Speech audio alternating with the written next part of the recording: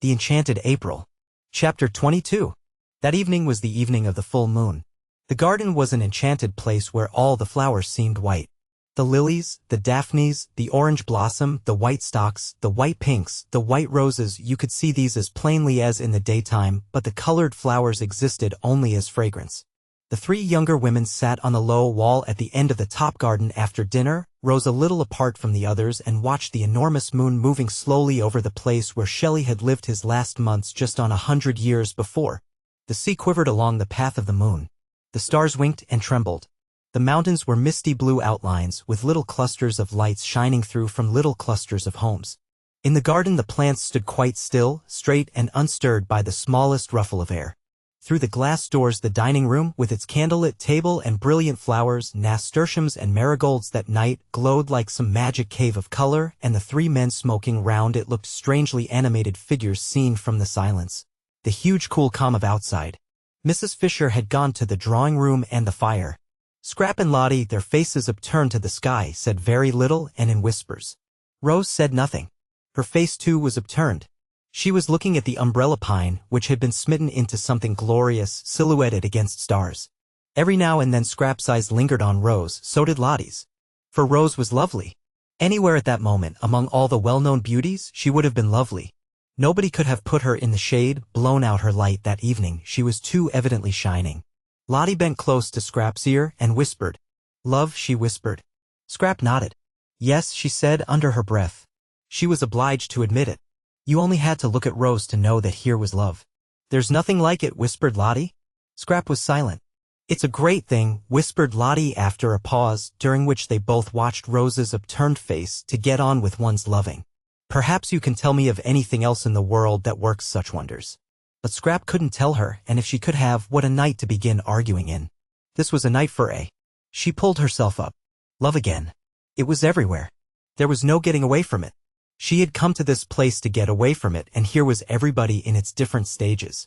Even Mrs. Fisher seemed to have been brushed by one of the many feathers of love's wing, and at dinner was different, full of concern because Mr. Briggs wouldn't eat, and her face when she turned to him all soft with motherliness.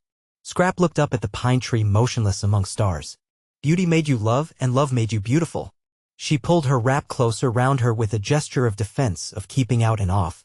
She didn't want to grow sentimental. Difficult not to. Here, the marvelous night stole in through all one's chinks and brought in with it, whether one wanted them or not, enormous feelings one couldn't manage, great things about death and time and waste, glorious and devastating things. Magnificent and bleak, at once rapture and terror and immense, heart-cleaving longing. She felt small and dreadfully alone. She felt uncovered and defenseless. Instinctively she pulled her wrap closer. With this thing of chiffon she tried to protect herself from the eternities. "I suppose," whispered Lottie, "Rose's husband seems to you just an ordinary, good-natured, middle-aged man." Scrap brought her gaze down from the stars and looked at Lottie a moment while she focused her mind again. "Just a rather red, rather round man," whispered Lottie. Scrap bowed her head. "He isn't," whispered Lottie. "Rose sees through all that. That's mere trimmings. She sees what we can't see because she loves him." "Always love?" Scrap got up and, winding herself very tightly in her wrap, moved away to her day corner and sat down there alone on the wall and looked out across the other sea, the sea where the sun had gone down, the sea with the faraway dim shadow stretching into it, which was France. Yes, love worked wonders, and Mr. Arundel, she couldn't at once get used to his other name, was to Rose love itself, but it also worked inverted wonders. It didn't invariably, as she well knew, transfigure people into saints and angels. Grievously indeed did it sometimes do the opposite. She had had it in her life applied to her to excess. If it had let her alone, if it had at least been moderate and infrequent, she might, she thought, have turned out a quite decent, generous-minded, kindly, human being. And what was she, thanks to this love Lottie talked so much about? Scrap searched for a just description. She was a spoiled, a sour, a suspicious, and a selfish spinster. The glass doors of the dining room opened and the three men came out into the garden, Mr. Wilkins's voice flowing along in front of them. He appeared to be doing all the talking, the other two were saying nothing. Perhaps she had better go back to Lottie and Rose. It would be tiresome to be discovered and hemmed into fate cul-de-sac by Mr. Briggs. She got up reluctantly, for she considered it unpardonable of Mr. Briggs to force her to move about like this, to force her out of any place she wished to sit in, and she emerged from the daphne bushes feeling like some gaunt, Stern figure of just resentment and wishing that she looked as gaunt and stern as she felt, so would she have struck repugnance into the soul of Mr. Briggs and been free of him. But she knew she didn't look like that however hard she might try. At dinner his hand shook when he drank, and he couldn't speak to her without flushing scarlet and then going pale, and Mrs. Fisher's eyes had sought hers with the entreaty of one who asks that her only son may not be hurt.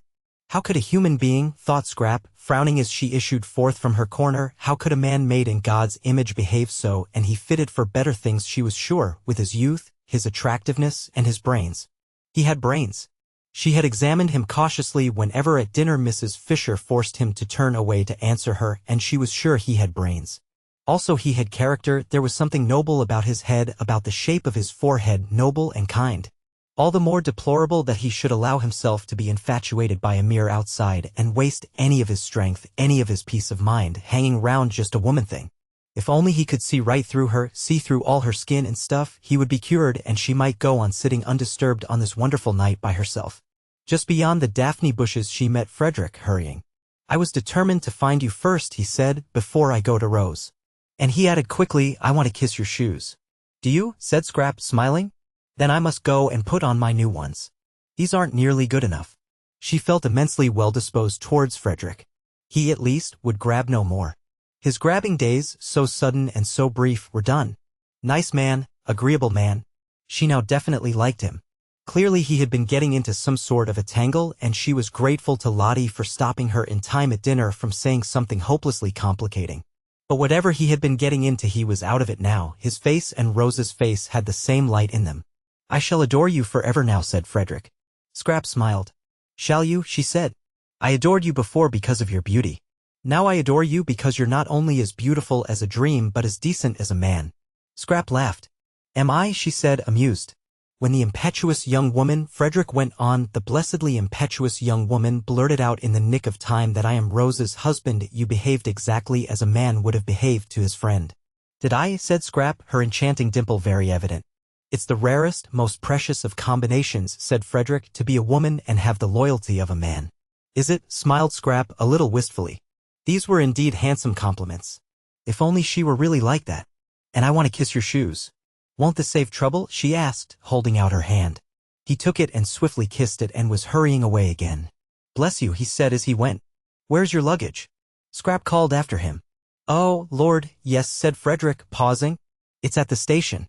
I'll send for it." He disappeared through the bushes. She went indoors to give the order, and this is how it happened that Domenico, for the second time that evening, found himself journeying into Mezzago and wondering as he went. Then, having made the necessary arrangements for the perfect happiness of these two people, she came slowly out into the garden again, very much absorbed in thought. Love seemed to bring happiness to everybody but herself.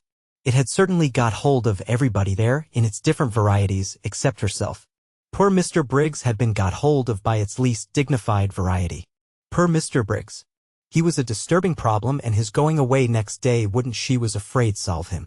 When she reached the others, Mr. Arundel, she kept on forgetting that he wasn't Mr. Arundel, was already, his arm through Rose's, going off with her, probably to the greater seclusion of the lower garden. No doubt they had a great deal to say to each other. Something had gone wrong between them and had suddenly been put right. San Salvatore, Lottie would say, San Salvatore working its spell of happiness. She could quite believe in its spell. Even she was happier there than she had been for ages and ages. The only person who would go empty away would be Mr. Briggs. Poor Mr. Briggs.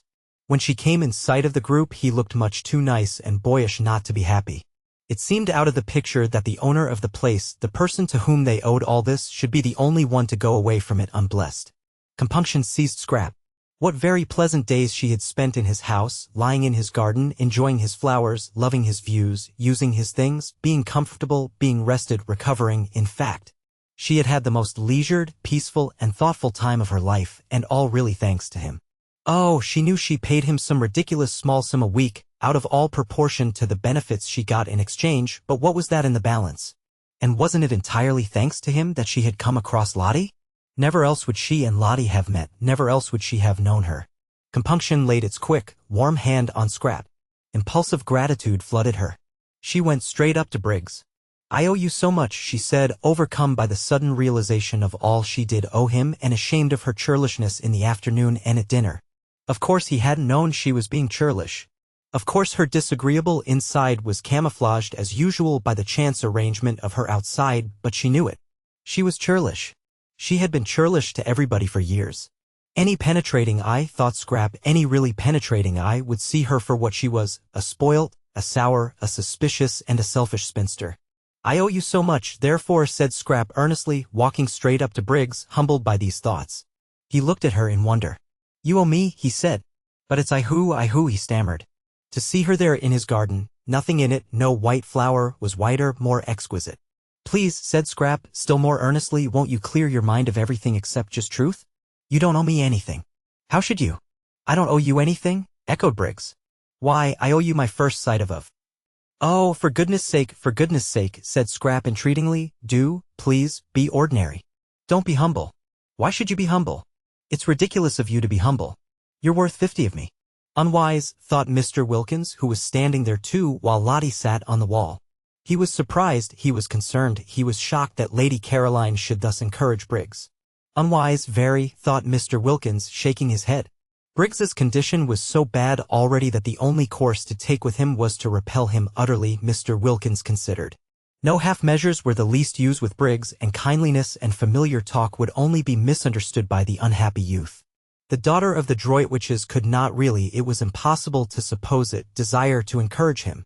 Briggs was all very well, but Briggs was Briggs, his name alone proved that. Probably Lady Caroline did not quite appreciate the effect of her voice and face, and how between them they made otherwise ordinary words seem, well, encouraging. But these words were not quite ordinary, she had not, he feared, sufficiently pondered them. Indeed she needed an adviser, some sagacious, objective counselor like himself. There she was, standing before Briggs almost holding out her hands to him. Briggs of course ought to be thanked, for they were having a most delightful holiday in his house, but not thanked to excess and not by Lady Caroline alone. That very evening he had been considering the presentation to him next day of a round-robin of collective gratitude on his departure, but he should not be thanked like this, in the moonlight, in the garden, by the lady he was so manifestly infatuated with. Mr. Wilkins therefore, desiring to assist Lady Caroline out of this situation by swiftly applied tact, said with much heartiness, "It is most proper, Briggs, that you should be thanked. You will please allow me to add my expressions of indebtedness and those of my wife to Lady Caroline's. We ought to have proposed a vote of thanks to you at dinner. You should have been toasted. There certainly ought to have been some, But Briggs took no notice of him whatever, he simply continued to look at Lady Caroline as though she were the first woman he had ever seen. Neither, Mr. Wilkins observed, did Lady Caroline take any notice of him. She too continued to look at Briggs, and with that odd air of almost appeal. Most unwise. Most. Lottie, on the other hand, took too much notice of him, choosing this moment when Lady Caroline needed special support and protection to get up off the wall and put her arm through his and draw him away. I want to tell you something, Mellersh, said Lottie at this juncture, getting up. Presently, said Mr. Wilkins, waving her aside. No, now, said Lottie, and she drew him away. He went with extreme reluctance. Briggs should be given no rope at all, not an inch. Well, what is it? He asked impatiently as she led him towards the house. Lady Caroline ought not to be left like that, exposed to annoyance. Oh, but she isn't, Lottie assured him, just as if he had said this aloud, which he certainly had not. Caroline is perfectly all right. Not at all right? That young Briggs is. Of course he is. What did you expect? Let's go indoors to the fire and Mrs. Fisher. She's all by herself. I cannot, said Mr. Wilkins, trying to draw back, leave Lady Caroline alone in the garden. Don't be silly, Mellersh, she isn't alone. Besides, I want to tell you something. Well, tell me then. Indoors. With a reluctance that increased at every step, Mr. Wilkins was taken farther and farther away from Lady Caroline. He believed in his wife now and trusted her, but on this occasion he thought she was making a terrible mistake. In the drawing-room sat Mrs. Fisher by the fire, and it certainly was to Mr. Wilkins, who preferred rooms and fires after dark to gardens and moonlight, more agreeable to be in there than out of doors if he could have brought Lady Caroline safely in with him. As it was, he went in with extreme reluctance. Mrs. Fisher, her hands folded on her lap, was doing nothing, merely gazing fixedly into the fire. The lamp was arranged conveniently for reading, but she was not reading. Her great dead friends did not seem worth reading that night. They always said the same things now, over and over again they said the same things, and nothing new was to be got out of them any more forever. No doubt they were greater than anyone was now, but they had this immense disadvantage, that they were dead. Nothing further was to be expected of them, while of the living what might one not still expect? She craved for the living, the developing, the crystallized and finished wearied her. She was thinking that if only she had had a son like Mr. Briggs, a dear boy like that, going on, unfolding, alive, affectionate, taking care of her and loving her. The look on her face gave Mrs. Wilkins's heart a little twist when she saw it. Poor old dear, she thought, all the loneliness of age flashing upon her, the loneliness of having outstayed one's welcome in the world, of being in it only on sufferance, the complete loneliness of the old childless woman who has failed to make friends. It did seem that people could only be really happy in pairs, any sorts of pairs, not in the least necessarily lovers, but pairs of friends, pairs of mothers and children, of brothers and sisters. And where was the other half of Mrs. Fisher's pair going to be found? Mrs. Wilkins thought she had perhaps better kiss her again. The kissing this afternoon had been a great success. She knew it. She had instantly felt Mrs. Fisher's reaction to it. So she crossed over and bent down and kissed her and said cheerfully, "We've come in," which indeed was evident. This time Mrs. Fisher actually put up her hand and held Mrs. Wilkins's cheek against her own, this living thing, full of affection, of warm, racing blood, and as she did this she felt safe with the strange creature. Sure that she who herself did unusual things so naturally would take the action quite as a matter of course and not embarrass her by being surprised. Mrs. Wilkins was not at all surprised, she was delighted. "I believe I'm the other half of her pair," flashed into her mind. "I believe it's me, positively me, going to be fast friends with Mrs. Fisher." Her face when she lifted her head was full of laughter. Too extraordinary, the developments produced by San Salvatore. She and Mrs. Fisher, but she saw them being fast friends. "Where are the others?" asked Mrs. Fisher. "Thank you, dear," she added, as Mrs. Wilkins put a footstool under her feet, a footstool obviously needed, Mrs. Fisher's legs being short. "I see myself throughout the years," thought Mrs. Wilkins, her eyes dancing, bringing footstools to Mrs. Fisher.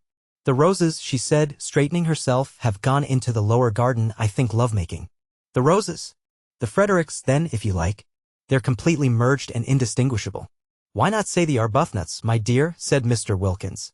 "Very well, Mellersh, the Arbuthnot's." "And the Carolinesen." Both Mr. Wilkins and Mrs. Fisher started. Mr. Wilkins, usually in such complete control of himself, started even more than Mrs. Fisher, and for the first time since his arrival felt angry with his wife.